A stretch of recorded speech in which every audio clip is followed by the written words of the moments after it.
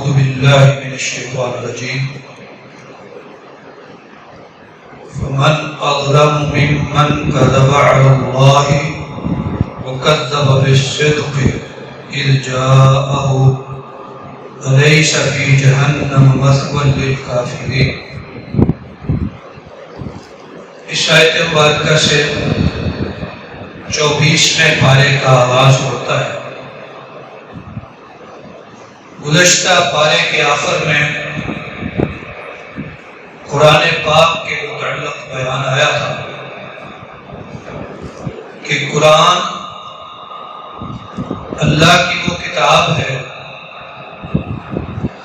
کہ جس کو سن کے قرآن سننے والے اس سے اثر پکڑتے ہیں، ان کے دل کپا جاتے ہیں، رونگٹے کھڑے ہو جاتے ہیں۔ یہاں اس پہلی آیت میں فرمایا اس سے بڑا کون ظالم ہو سکتا ہے جو اللہ پر جھوٹ باندھے یا سچ کو جھٹلائے۔ پھر اگلی آیت میں فرمایا ان لوگوں کے برعکس فرمایا جو سچ لے کے آیا اور جس نے سچ کی تصدیق کی، یہ سارے پرہیزگار۔ سچ لے کے آنے والے مبشرین فرماتے ہیں اللہ کے انبیاء ہیں، اور تصدیق کرنے والے اہل ایمان ہیں۔ یہ ہے عام تفسیر، اور اس کی خصوصی تفسیر یہ ہے کہ سچ کو لے کے آنے والے حضرت محمد صلی اللہ علیہ وسلم ہیں، اور سچ کی تصدیق کرنے والے حضرت ابوبکر صدیق ہیں رضی اللہ تعالیٰ۔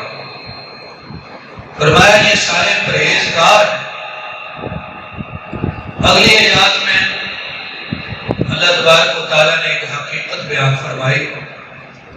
فرمایا جب لوگ سو جاتے ہیں تو اللہ تعالیٰ ان کی روحیں قبض کر لیتے ہیں، پھر جس کی زندگی اللہ نے لکھی ہوتی ہے اللہ صبح اس کی روح لوٹا دیتا ہے، اور جس کی زندگی نہیں لکھی ہوتی وہ سوتے ہوئے ہی فوت ہو جاتا ہے۔ اسی لیے دعا سکھائی نا، اللہم باسمک اموت و احیا، سونے سے پہلے۔ اور جب سونے سے آدمی اٹھتا ہے، بیدار ہوتا ہے، تو الحمدللہ الذی احیانا بعد ما اماتنا، کہ یہ موت جو ہے اس کو نیند کو موت قرار دیا۔ اس لیے انسان کو چاہیے کہ سونے سے پہلے اور اٹھ کے اللہ کا ذکر کرے، اور سونے سے پہلے اس کو چاہیے کہ اپنے گناہوں کی اللہ سے بخشش مانگے۔ اگلی آیات مبارکہ میں وہ اشارہ آیا ہے کہ اللہ نے فرمایا میرے گناہگار بندوں کو کہہ دیں کہ میری رحمت سے نا امید نہ ہو، اللہ سارے گناہ بخشنے والا۔ سورہ زمر ہے، زمرہ تو ان کی جمع ہے، اور زمرہ کا معنی ہوتا ہے ایک جماعت، ایک گروہ۔ تو زمر کا معنی ہو گیا کئی گروہ، کئی جماعتیں۔ اللہ تعالیٰ نے سورۃ مبارکہ کے آخر میں دو قسم کے الگ الگ گروہوں کا تذکرہ فرمایا۔ پہلے فرمایا کافر لوگ گروہ در گروہ جہنم کی طرف گھسیٹے جائیں گے، حتیٰ کہ جب وہ جہنم کے پاس پہنچیں گے اس کے دروازے کھل جائیں گے، اور جہنم کے دروغے جہنمیوں کو ڈانٹیں گے، کہیں گے کیا تمہارے پاس پیغمبر نہ آئے تو اللہ کی آیتیں تمہیں پڑھ کے سناتے اور اس دن سے ڈراتے۔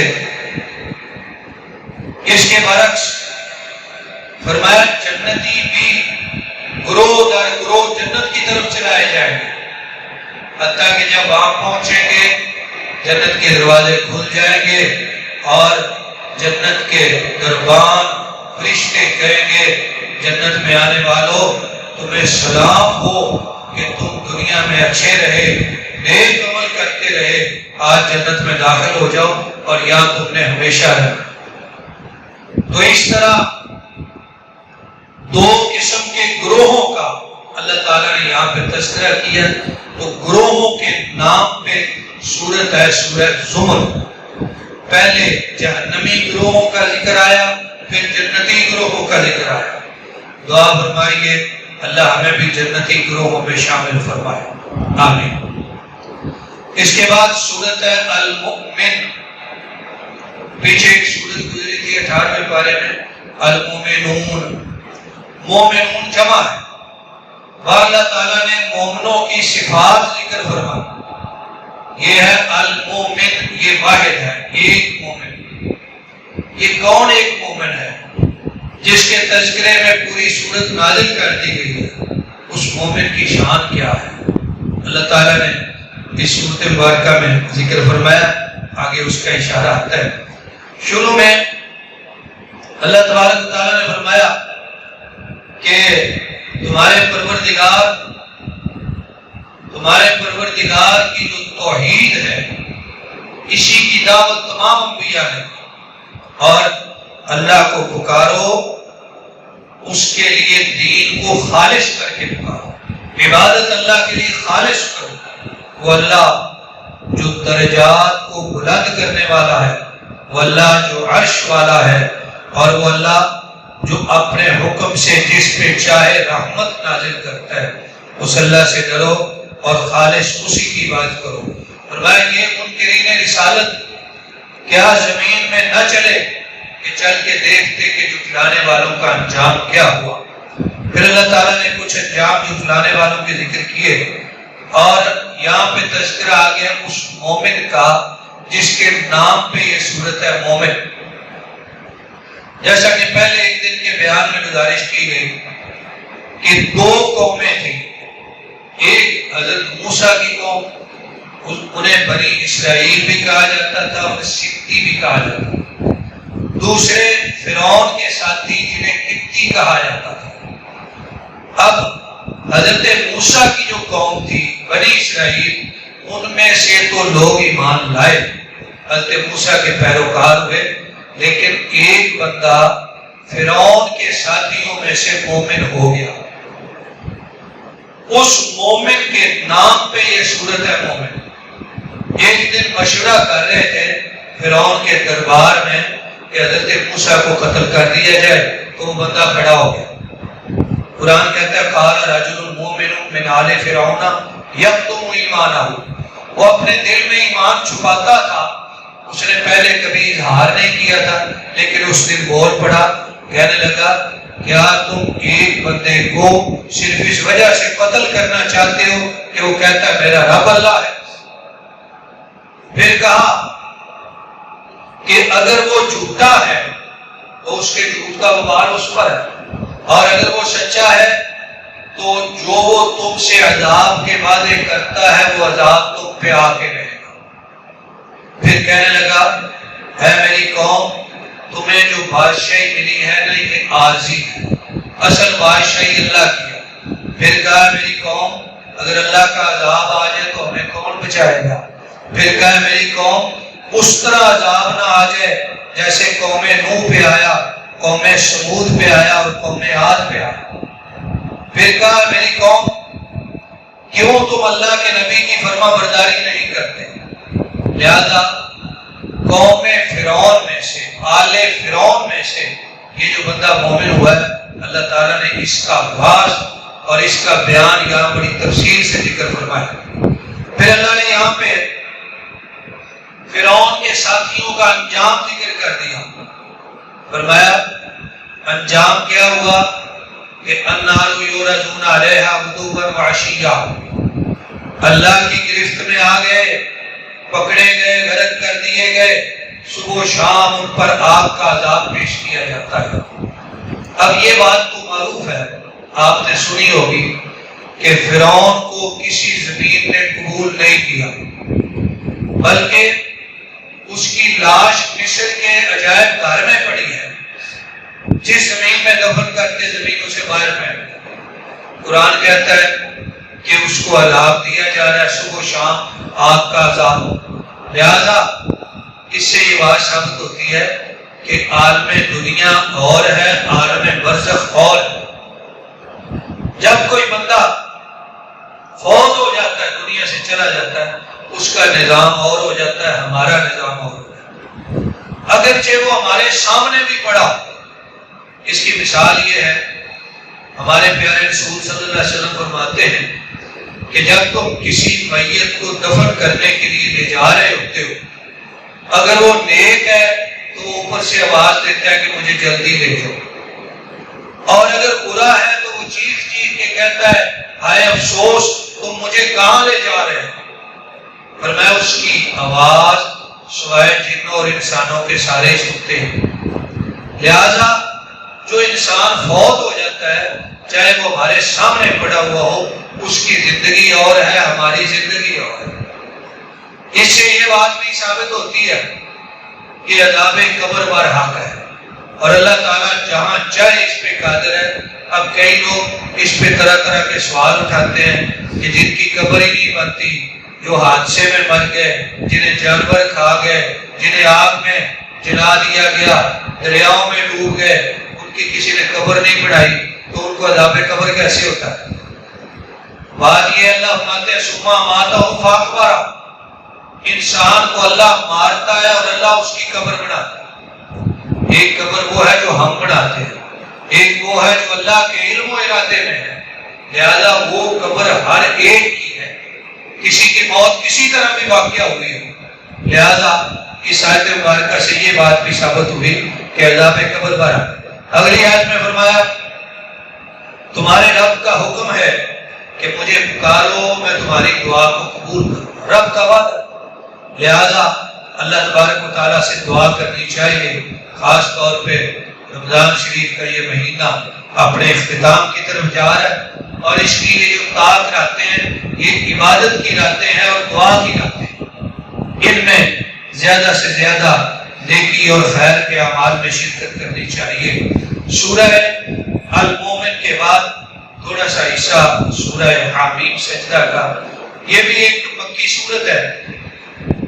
اس میں اللہ تبارک و تعالیٰ نے شروع میں قرآن پاک کی صفت بیان فرمائی کہ یہ وہ کتاب ہے کہ جس کی تفصیل اللہ تبارک و تعالیٰ کی طرف سے بیان کر دی۔ یہ کتاب عربی میں نازل فرمائی گئی، فرمایا اس قوم کے لیے جو علم رکھنے والے ہیں۔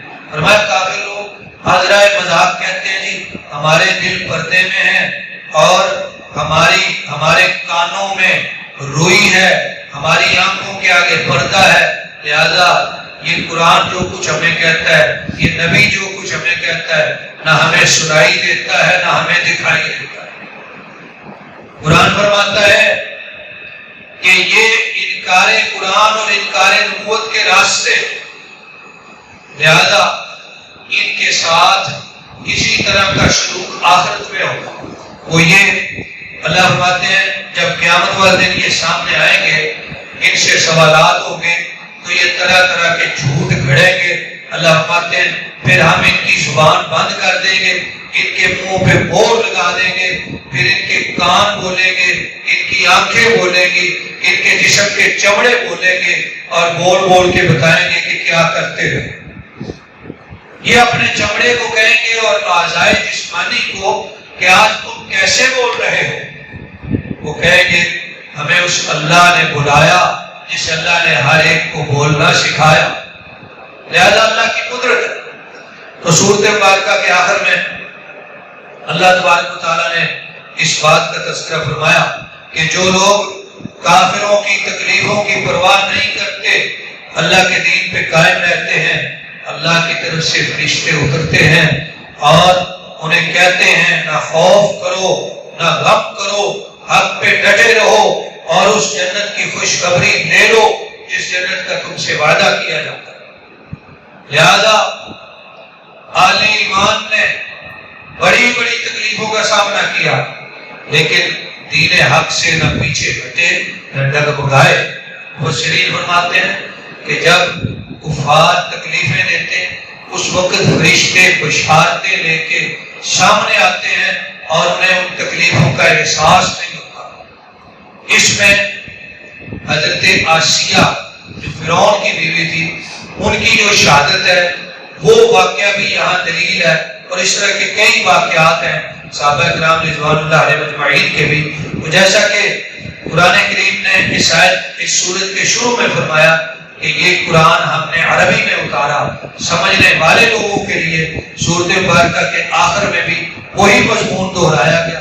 فرمایا اگر ہم اس قرآن کو عجمی میں اتارتے تو لوگوں نے کہنا تھا یہ عجمی میں کیوں ہے، عربی میں کیوں نہیں، تاکہ ہم اسے سمجھ سکیں.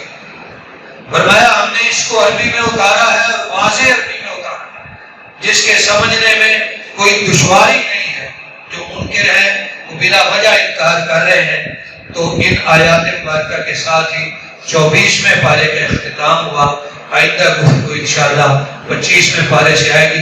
اللہ تبارک و تعالیٰ سے دعا ہے کہ اللہ کریم ہمیں اپنی کتاب کو سمجھنے اور اس پر عمل کرنے کی توفیق عطا فرمائے. آمین. وآخر دعوانا ان الحمد للہ رب العالمین.